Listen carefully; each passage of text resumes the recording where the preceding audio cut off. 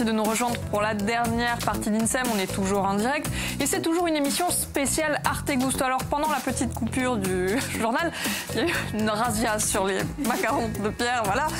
N'en parlons plus, mais il ne reste pas beaucoup. On est en train de me dire, on en demande aussi dans l'oreillette. Voilà, ça c'est fait.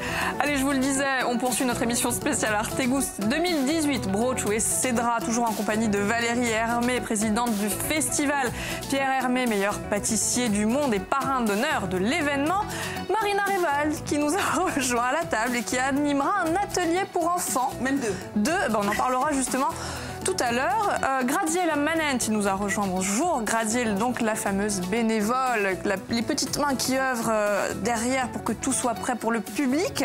Sans oublier Francine et Marina Branc, qui nous a rejoint. Alors, maintenant que tout le monde est présenté, c'est parti pour le spécial Arte Gusto, épisode 2.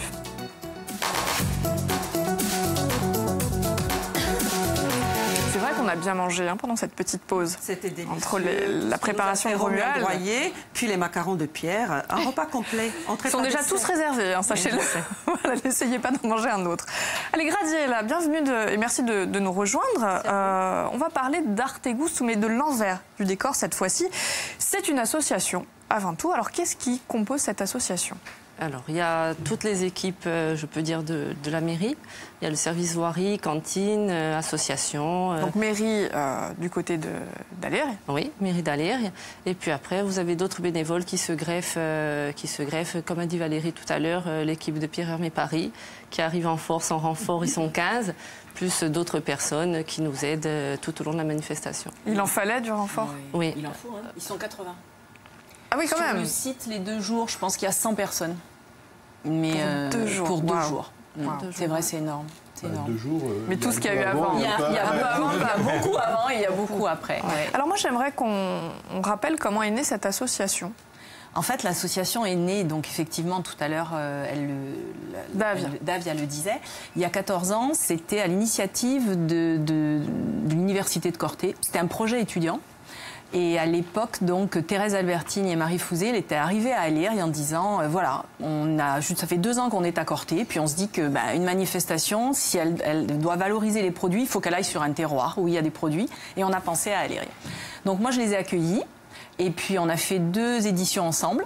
Puis au bout de la 2e édition, moi on avait plein d'idées. Tous on avait envie de faire des tas de choses. Et puis elles nous ont dit bon attendez, nous on est juste enseignantes, on se sent pas quand même de continuer, mais par contre on vous passe la main. Et je pense qu'à Alères, Arte Gusto a trouvé sa place. Et je pense que vous allez en faire quelque chose de bien. Donc ok, continuez. Et nous on sera là, on vous accompagne, mais on se retire. Donc les étudiants peu à peu se sont retirés et on a monté cette association, comme vous disiez, Arte Gusto aujourd'hui.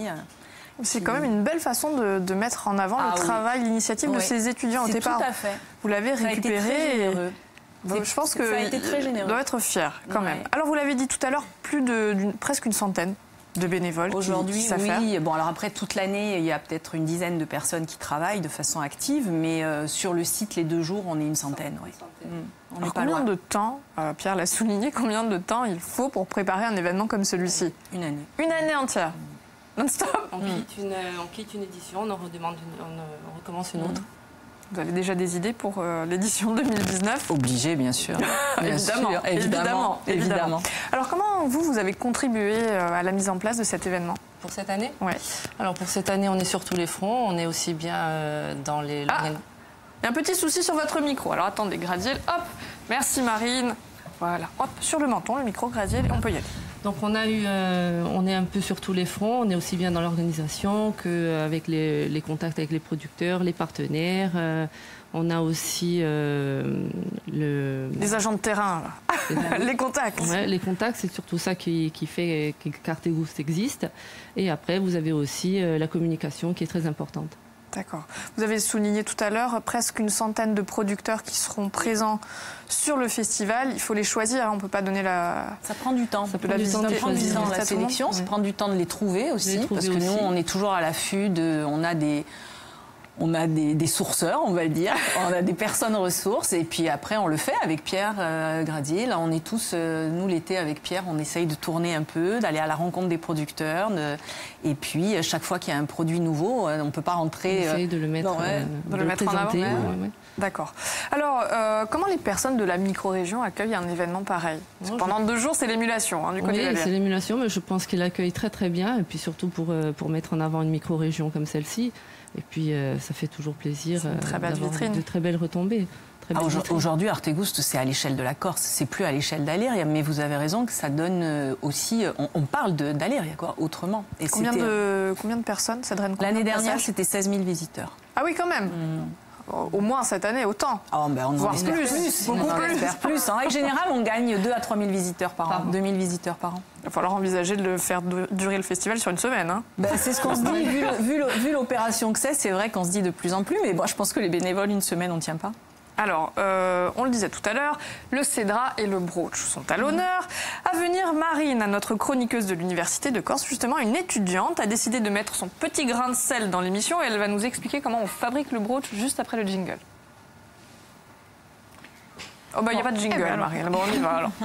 Abbiamo cominciato, infatti, l'origine di Ubrocio è appena antica e ricorda un'anziana vola. Infatti si diceva che in un nebbio c'erano 2 orchi, a mamma e Uvidolo, e che sorchi qui stagiano a sua casa.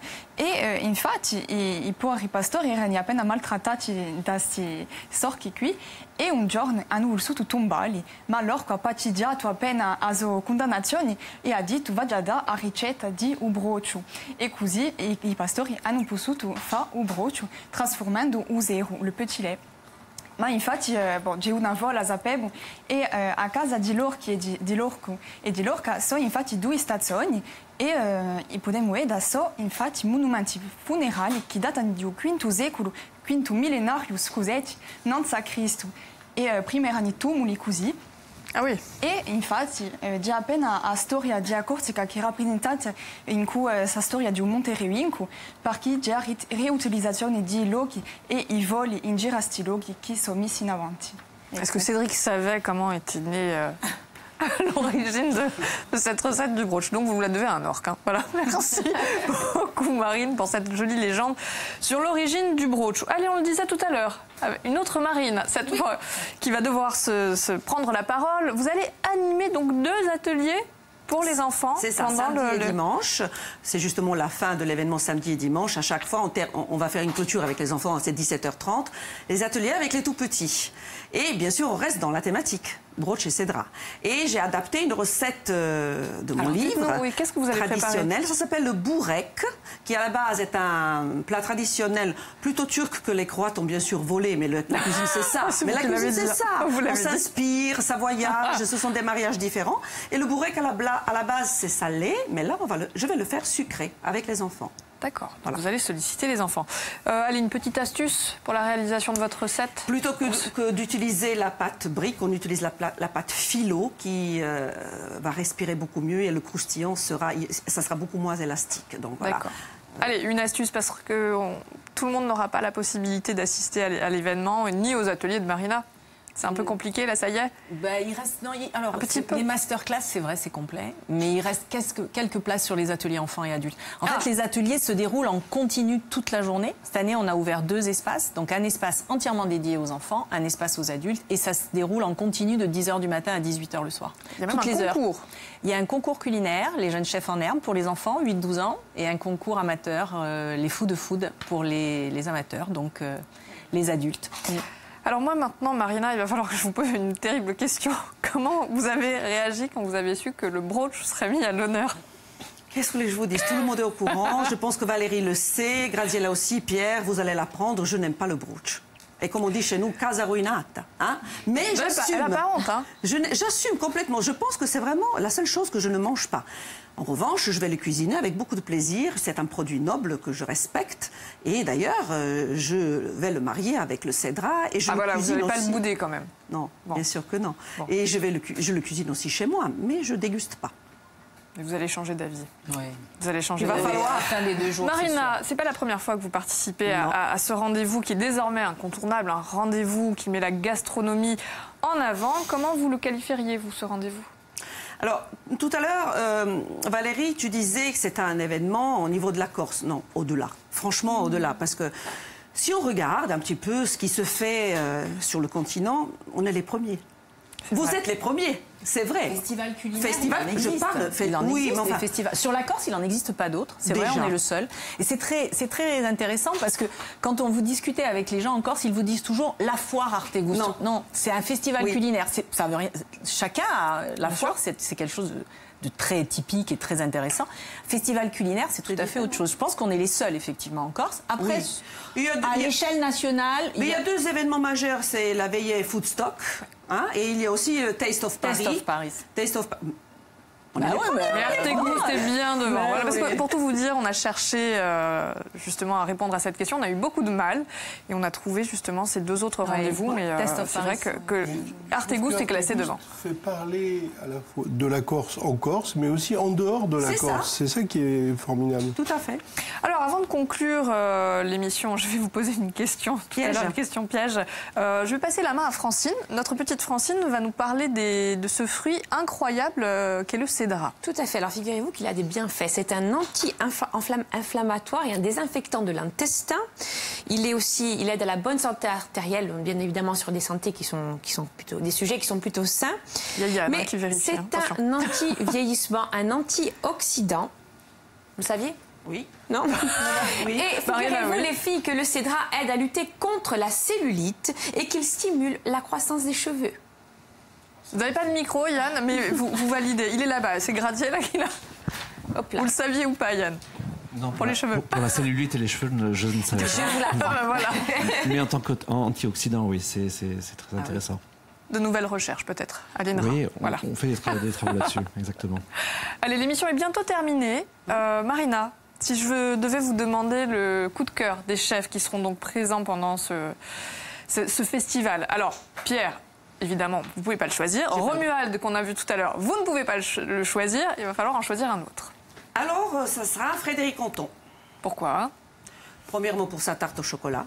J'adore. Elle est excellente. Et parce que j'adore les chauves barbus. Les chauves... Voilà, ça c'est mais c'est vrai.